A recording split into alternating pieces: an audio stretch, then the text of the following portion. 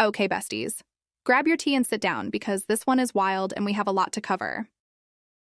Erika Kirk, the widow of Charlie Kirk, has gone from being known mostly in pageant circles and Christian nonprofits to suddenly running one of the most powerful conservative organizations in the country.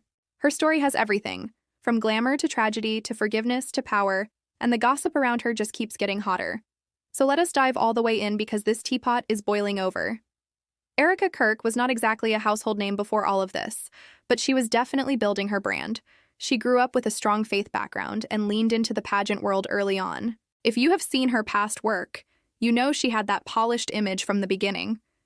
People who knew her described her as charming, ambitious, and very focused on faith. She did not just want to be another pretty face in the spotlight, she wanted to make a mark, and she did it by starting nonprofits, running a podcast, and putting herself in spaces where she could be noticed. One of her projects was called Everyday Heroes Like You, where she focused on highlighting ordinary people doing extraordinary things. That gave her credibility as someone who wanted to elevate positive stories. She also launched a podcast called Midweek Rise Up, where she talked about faith, life, and encouragement. Add to that her brand work, including streetwear with a message, and you start to see the picture. Erika was building an image as someone young, modern, but rooted in Christian values. She was in her own lane, doing her thing, but she was not blowing up in the mainstream. Then came Charlie Kirk. You know Charlie. Founder of Turning Point USA, controversial, loud, a lightning rod in politics. Erika and Charlie met, sparks flew, and they married. To the outside world, she became Mrs. Charlie Kirk, the supportive wife of one of the most influential young conservatives in America. And this is where things started to shift. Suddenly, Erika had a platform that was much bigger than her nonprofits and podcasts. She was now tied to a name that got headlines constantly. People saw them as a power couple, though Charlie was definitely the face in the spotlight. Erika was more in the background, occasionally sharing her own projects, often talking about faith and encouragement, but never seen as a major political player herself. Then came 2025, and everything changed. Charlie Kirk was assassinated. Yes, assassinated. The shockwaves that moment sent through the political world were unreal. Supporters were devastated. Critics were stunned.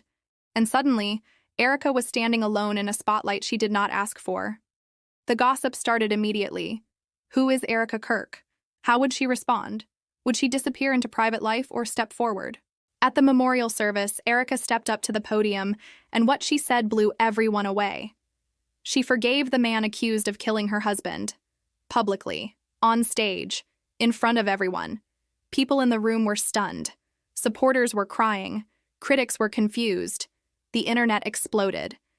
Clips of that moment went viral instantly. Some called her brave and full of grace. Others said it felt performative and political. But one thing was clear.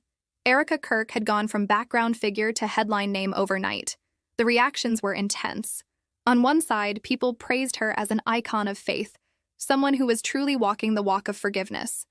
They said she had the strength of a saint, that she was embodying Christian values in the darkest moment of her life. On the other side, critics were ruthless. They accused her of staging a political performance, of using faith as a tool, of turning a personal tragedy into a public statement designed to cement her influence. Twitter, or X as we now call it, was on fire.